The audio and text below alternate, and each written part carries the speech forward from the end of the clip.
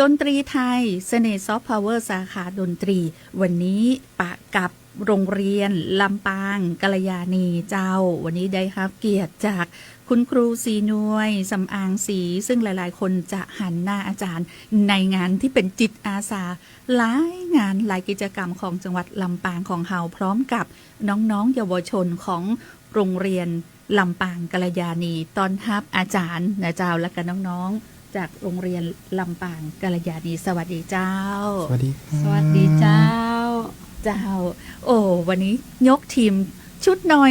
เนาะอาจารย์เนาะชุดน้อยเจ้าวันนี้มินิมินินะเจ้าโรงเรียนลำปางกัลยาณีเนี่ยเจ้าได้รับคัดเลือกเป็นโรงเรียนโครงการห้องเรียนดนตรีไทยเจ้ามาได้ประมาณ8ปีแล้วเจ้าตั้งแต่2561มาแล้วเจ้าซึ่งเขาได้รับสนับสนุนจากสพทเจ้า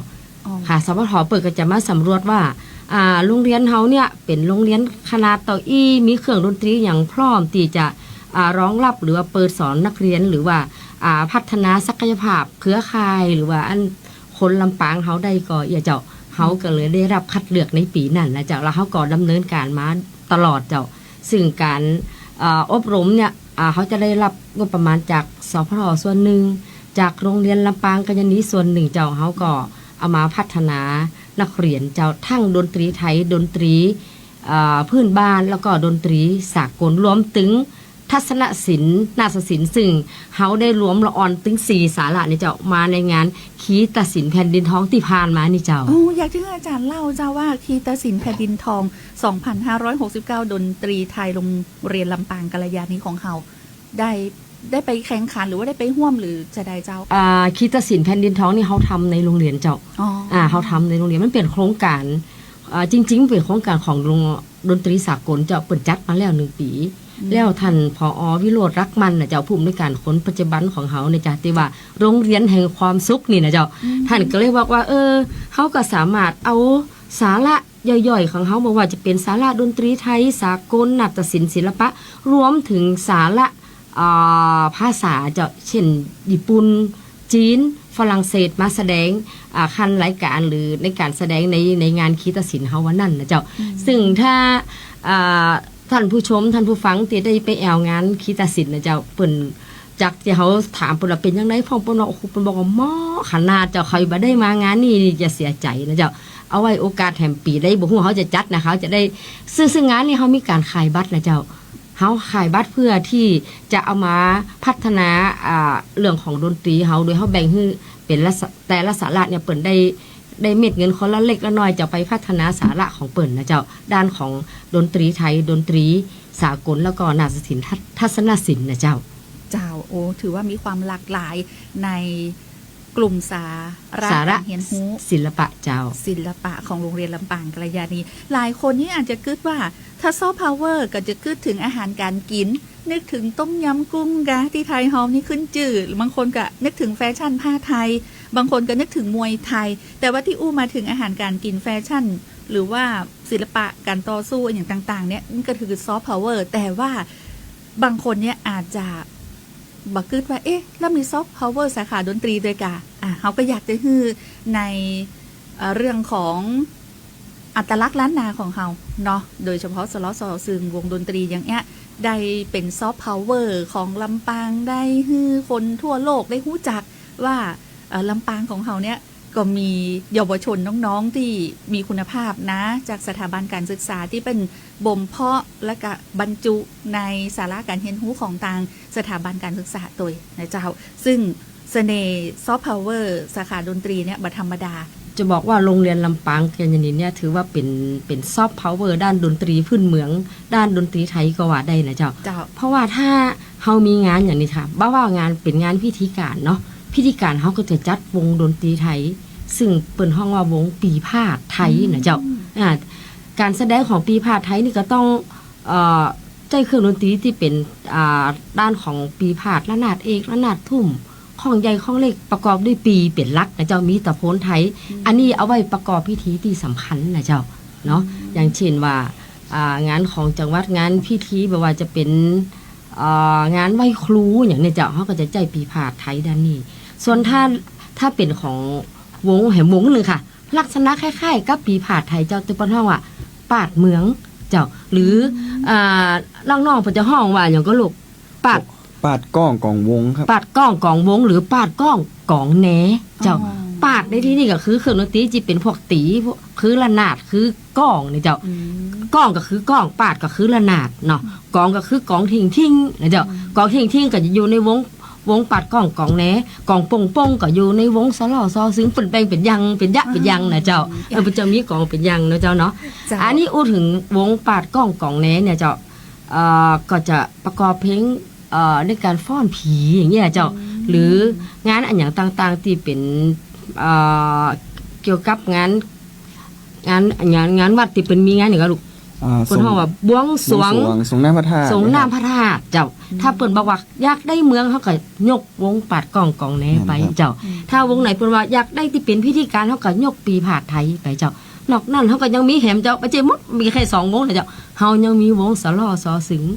เนาะที่เป็นเอกลักษณ์ของเขาแห่งอันหนึ่งนะเจ้าสลอซอซึ้งคำว่าสลอซอซึ้งเนี่ยบางคนเข้าใจว่าสลอฮู้จักหนึ่งแต่ซอเนี่ยเปิ่นก็เนื้อมันเหมือนซออูซอดวงตีสีแต่บ่ใจนะเจ้าในที่นี้สลอก็คือไอ้ตัว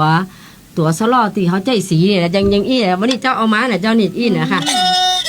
เนี่ยโอ้เสียงรุดไปอย่างละอันนี้คือสลอเจ้าเนาะนี่สลอซอเนี่ยอีคือการขับซอซึ่งแต่ก่อนจะมีกู่ท่องมีหญิงผู้ชายมาท่องกันนะเจ้าเป็นห้องว่าการขับซอสลอซอซึ้งก็คือตัวนี่เจ้าตัวเตียว่านี่น้องนิ้วตันนะเจ้าน้องนิ้วตันแล้วน้องนิ้วตันร้องเสียงซึ้งเขาลูกเนี่ยจะคือเสียงของสลอซอซึ้งนะแล้วจะเหมือนมีแหมอันนึงที่อยู่หน้าน้องอันนั้นคืออันนี้เป็นเครื่องประกอบจังหวะตีเขาแบบซับพาวเวอร์แท้ๆของลำปางเจ้ามันคือหยังนี่เจ้าถ้าคนเฒ่าละอ่อนบ่เดียวมาแน่ใจเจ้าเนาะคนเฒ่ามันก็ไปจะฮู้ดีนี่คือหอกงัวหอกควายเจ้าเอาการงัวหายควายหายเวลาปล่อยงัวเข้าตรงเข้าป่าเสียงนี่ค่ะแล้วเขาเอามา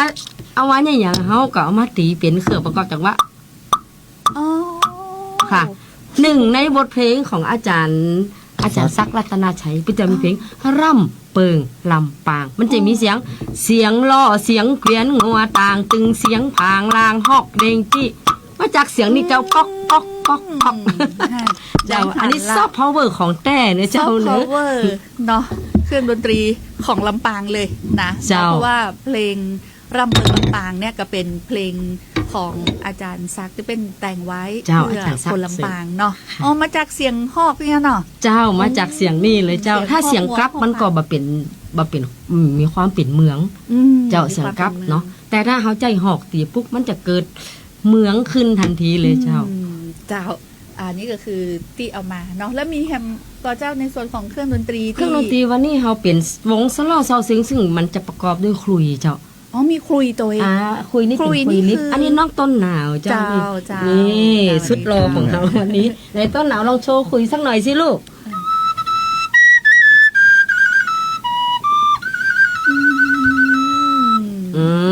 นะคะ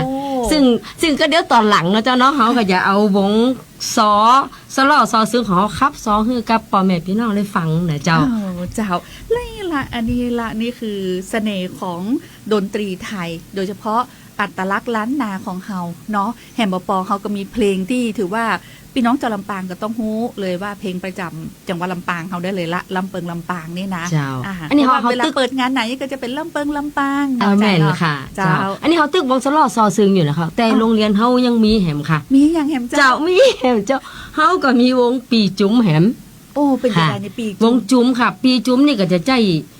คำว่าปีจุ๋มก็คือมี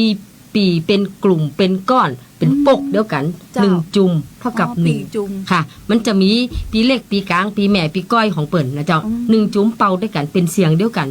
เข้ากับซึ้งเนาะแล้วก็จะมีคนคับซ้อนก็คือวงปีจุ๋มนะซึ่งบุคลากรของเฮาเนี่ยเฮามีคุณครูอยู่ดนตรีไทยเฮามีอยู่4ท่านนะเจ้าเนาะมีข้าเจ้าอาจารย์ชินน้วยสอนพวกสลอซอซึ้งสอนอันอย่างก็จะตีร้อนใครได้อย่างเจ้าก็จะฮื้อมดอีกนะเจ้าแล้วก็มีอาจารย์อดิศรใจบ้านเอื้อมนะคะเพื่อเขาจะดูเกี่ยวเรื่องของปีจุ้มนี่นะนอกนั้นจะมีอาจารย์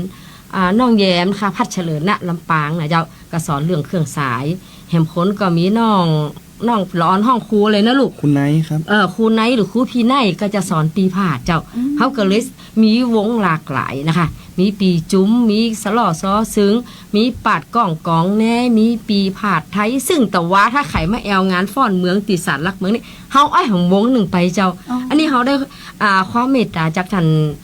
พระครูวัดอย่างก็ลูก วัดปงสนุก วัด ครับ ปงสนุกเจ้าเปิ้นฮื้อยืมกองจุ๋มแต่ว่านี่น้องกองนะคะน้องกองบอกว่าอาจารย์สิน้อยครับ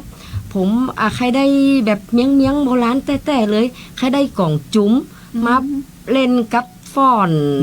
แห่แม่ทำโปนก็เปิ่นตะวาเนี่ยจะเตะไข่ตะมาน่ะจะเจ้าตะวาละอ่อนเฮามา1จุ้มแต่คนครูมได้ไปเนิ่งสุมาเด้อตะวาครูใครไปแต่ว่าขาบสอนครูนักเจ้าเล่มได้ไปสักกำทรงกับละอ่อนไปน่ะเจ้าอันนั้นก็คือแห่งวงหนึ่งกองจุ้มก็คือ1จุ้มเป็นกองมีแกนใหญ่แกนน้อยนะคะเข้ากับตีแหนค่ะแหนน้อยกับแหนหลวงนะเจ้านอกนั่นก็มีวงอย่างแหมเปล่าโอ้มีวงกองซิงมองครับซิงมองเห็นเลยกองซิงมองก็เป็นกองเปิ้นห้องแบบกองยาวเหมือนเก่าเฮาเนาะถ้าภาคกลางเปิ้นห้องแบบกองยาวเนาะกองถึงแต่ของเฮามองซิงมองซิงมองซิงมองสูดงานเนาะแห่ขึ้นกองหล่องกองซิงมองซิงมองซิงมองน่ะเฮาก็มีนะเจ้าคือว่าเฮาก็อยากอนุรักษ์คือก็ละอ่อนเยาวชนรุ่นหลังเฮาเนี่ยเจ้าได้สืบได้ฮู้จักว่าอันหยังคือกองยาวอันหยังคือซิงมองอันหยังคือปาดก้องกองแหนเจ้าจากนั้นหลังจากเขามีทุกอย่างแล้วเฮาความเป็นโรงเรียนแห่งความสุขโดยท่านผู้อำนวยการโลดลักมันก็เลยคิดนะเจ้าที่จะเอาดนตรีสากลซึ่งเวลาเฮาเปิดโครงการห้องเรียนดนตรีเนี่ยเจ้าเฮามีถึงไทยถึงสากลนะเจ้าเฮาก็เลยว่าเอาละอ่อน2ฟังเนี่ยถึงไทยถึงสากลมาพัฒนาศักยภาพด้วยกันเจ้าก็เลยเกิดดนตรีรวมสมัยขึ้นมานะคะก็ได้จัดแสดงตีงานคีตศิลป์แผ่นดินท้องตีว่าเนี่ยเจ้าเนาะเขาก็สามารถเอาละออนนี้ไปรวมบรรเลงในโรงเรียนหรือกิจกรรมโรงเรียนหรืองานชุมชนงานอันอย่างตีเฮาไปช่วยได้บ่ว่าจะเป็นจิตอาสาพ่องมีรางวัลเล็กๆน้อยๆฮืออ่อนเฮาไปหมดนะเจ้าเฮาไปฮือกับอันพี่น้องคนลำปางเฮานะเจ้าด้านนี้ถ้าเกิดคุณผู้ฟังที่ฟังอยู่แล้วมันจะมีงานตั้งหน้าเนี่ยสามารถติดต่อวงดนตรีที่มีความหลากหลายเนี่ยเป็นวงดนตรีไทยของทางโรงเรียนเนี่ยจะต้องติดต่อที่ไหนจังใดติดต่ออยากจะขอคิวสักหน่อยได้ก่อนวันนี้จะขึ้นบ้านใหม่จะยังกล้ามีงานอีทางโรงเรียนนี่ออกงานจะอีก่ออีนะเจ้าหมายถึงว่าท่านผู้อำนวยการก็บอกว่าห้องเรียนในห้องเนี่ยคิดว่ามันแบบเพียงพอต่อการพัฒนาละอ่อนนะเจ้าท่านก็เลยบอกว่าเขาสามารถหาแหล่งเรียนรู้หรือห้องเรียนที่มันเป็นเวทีการแสดงค่ะเป็นการให้ละอ่อนได้เห็นหู้โดยตรงเจ้าละอ่อนจะหู้วิธีการจัดวงนะเจ้าว่ากรณีไปงานหนึ่งเนี่ยมีสถานตีเจ้าเอี้ยเอาวงไปตัวเอี้ยจะจัดจะได้ละอ่อนจะเกิดการเรียนรู้พัฒนาเองนะเจ้าก็เลยว่าโรงเรียนก็ยินดีที่จะบริการแต่ว่าทั้งนั้นทั้งเนี่ยตั้งหน่วยงานหรือตั้งอย่างก็มีเล็กๆน้อยๆคือเพื่อบำรุงวงคือเฮาเพื่อบำรุงเรียนอีเฮายินดีเจ้าหรือบางงานที่มันแบบต้องใจจิตอาสาเลยก็เขาก็ยินดีเจ้าหมอกคือเขามีรถมาหับเขาคือเขากินข้าวอิ่มเนาะมีสตังค์ซื้อไอ้น้ำหวานสักแก้วกับป้อเนาะลูกเนาะ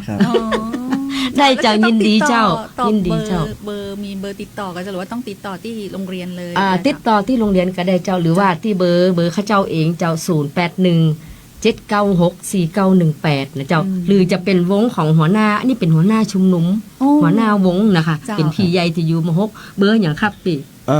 ถ้าติดต่อมาแห่งช่องทางนึงนะครับเพื่อว่าโทรหาครูสิน้อยแล้วครูสิน้อยมีธุระนะครับบ่ยุ่งเนี่ยนะครับครูสิน้อยบ่ค่อยฮับเพิ่นเอาสายโทรศัพท์นะผม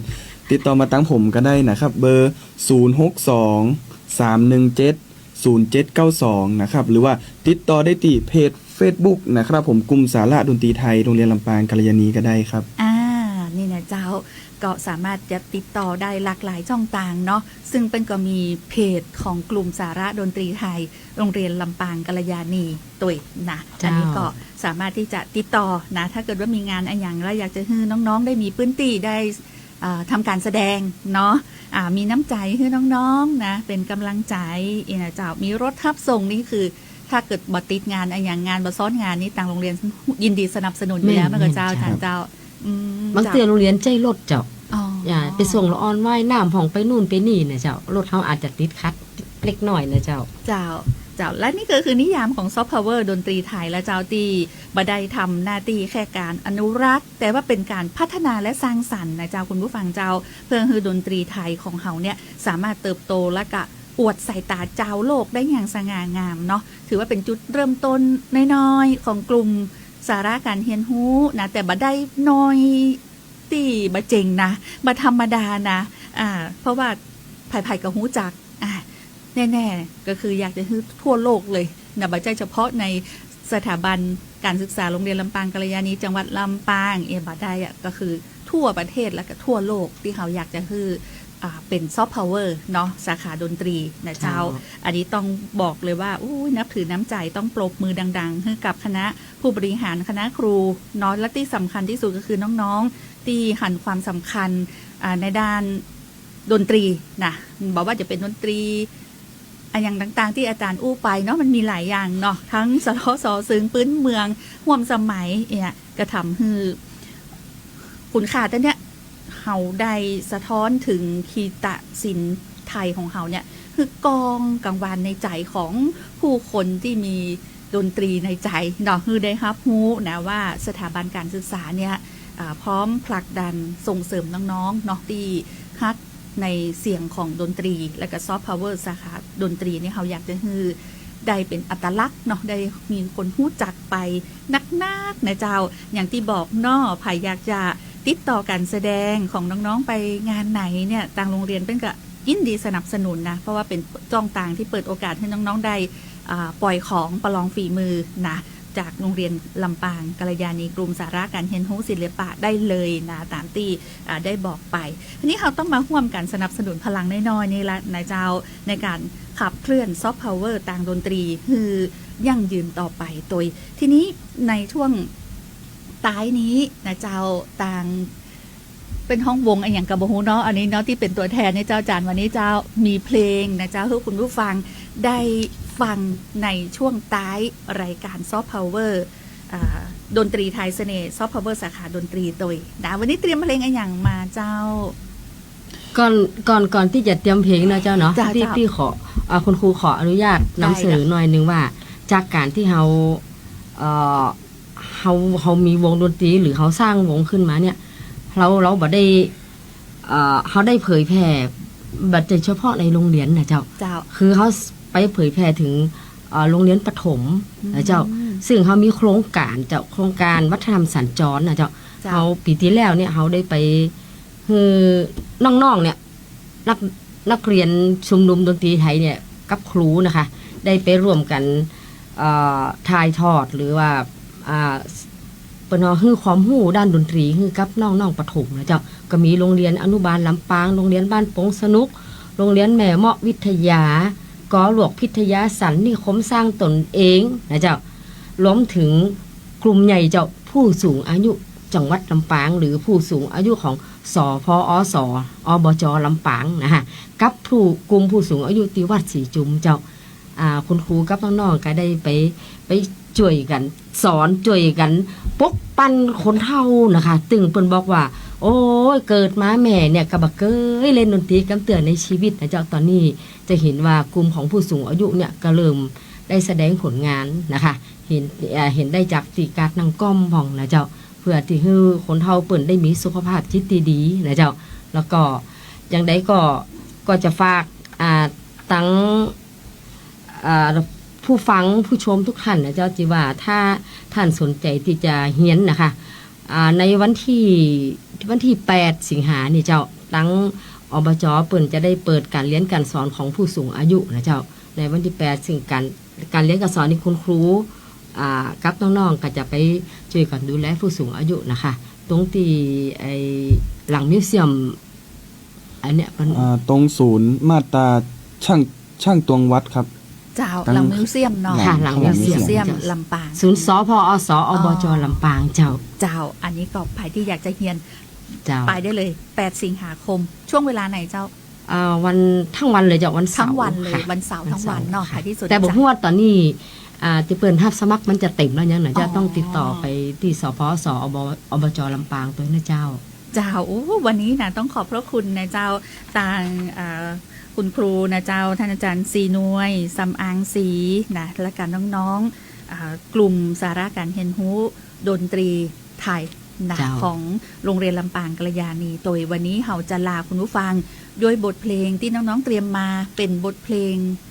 ชื่อว่าเพลงซอทำนองซอเข้ามาจะเป็นบทไหว้ครูก่อนมีบทไหว้ครูกับบทเพลงหลังจากนั้นก็จะให้ท่านได้รับฟังรับชมเป็นซอเป็นระบำหงหินของท่านอาจารย์ซักเสริญรัตนชัยค่ะศิลปินเพื่อนบ้านตีท่านก็ได้จากเข้าไปแล้วนะเจ้าวันนี้ก็ถือว่าท่านได้ฝากบทเพลงอันล่ามค่าของลำปางนะคะเป็นบทหงหินนะเจ้ามันก็กล่าวถึงว่าบอกว่าหงหินมันอยู่ในถ้ำเจ้าในถ้ำปับหนึ่งนะคะของหงหินนะคะมันจะอู้ถึงเรื่องของนิยายหงผาค้ำบอกออกในถ้ำหงหินลำปางเป็นนกมีหัวเป็นจ้างซึ่งจะหันได้ตีงานศพที่จะมีนกหัดสดีลิงนะเจ้าหรือจะหันเห็นตีคือนกหัดสดีจะหันตีหัวเปียเดี๋ยวก็จะมีนกหัดสดีลิงอยู่นะคะเนื้อห้องเนี่ยก็เดี๋ยวคือน้องๆเปิ่นได้กล่าวออกไปตังบทซอกันแล้วกันนะเจ้าเนาะวันนี้ต้องบอกเลยว่าซอฟต์พาวเวอร์เนาะดนตรีไทยเสน่ห์ซอฟต์พาวเวอร์สาขาดนตรีนะเจ้าขอบคุณทางคุณครูศรีนวลสำอางศรีแล้วก็น้องๆจากโรงเรียนลำปางกัลยาณีเขาจะลาด้วยบทเพลงที่น้องๆเตรียมมานะเจ้าติดตามรับฟังได้เลยเจ้าวันนี้ลาไปก่อนสวัสดีเจ้าขอซ้อนหน่อยดิมาเจ้าเนิ่งเจ้าขอตั้งเสียงกำก่อนนะ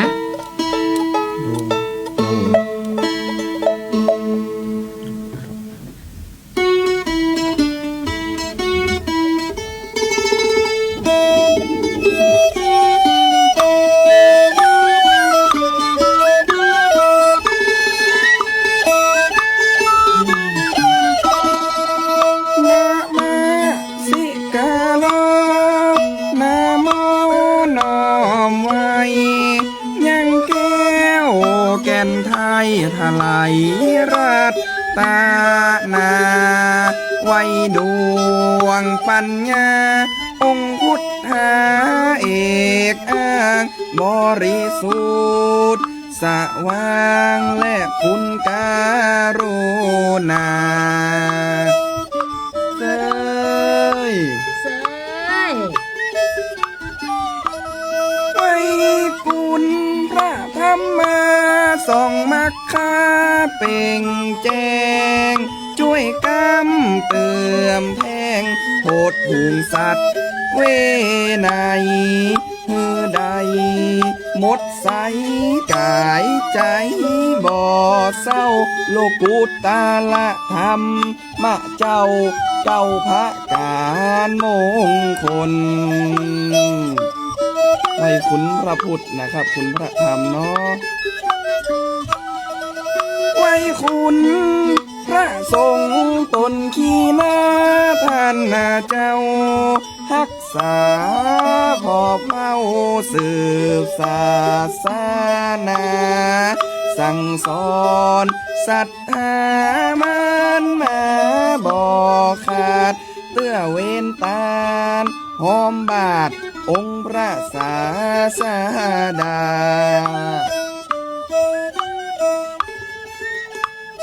เลยว่า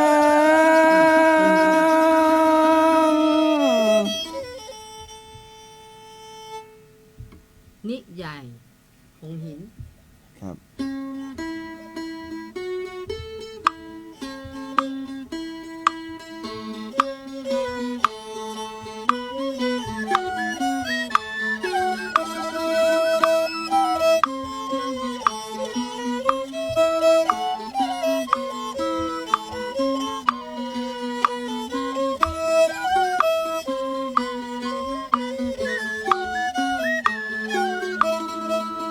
นิยายเรื่องหงผา คำบอกออกในธรรมคือโขงลำปาง เป็นนกมีหัวเป็นจางปกปีกตือหางว่ายเงียงง่วงงามไปปุยเมฆขาวห้าเมืองเหาะวายวายหน้าซ้อนเจ้าย่ามาเมืองกลางปีกฝืนวัดพัดวนละตีปีกวีวนจอดติบกวนเมืองไก่ซ้อนอ่อนซ้อนเลือนฮบห่อนปือเมืองจ้อนปีกสยองบินหมู่มวนเทวดาอินตาฟ้อนจุ่มลาฟ้อนแอนเห็นดาวนิยายหงหินยืนยาวบดข้าวกะโลงคือโคลำปางสามนางมุขาวตีจุนลากกันตาสลีจันตาเตวีแม่ภาษาลัดฟ้าแม่หงหินวิมาลาสอนเจ้าย่ามาเมืองนิยายเรื่องหงพาคำบอกออกในธรรมคือโขงลำปาง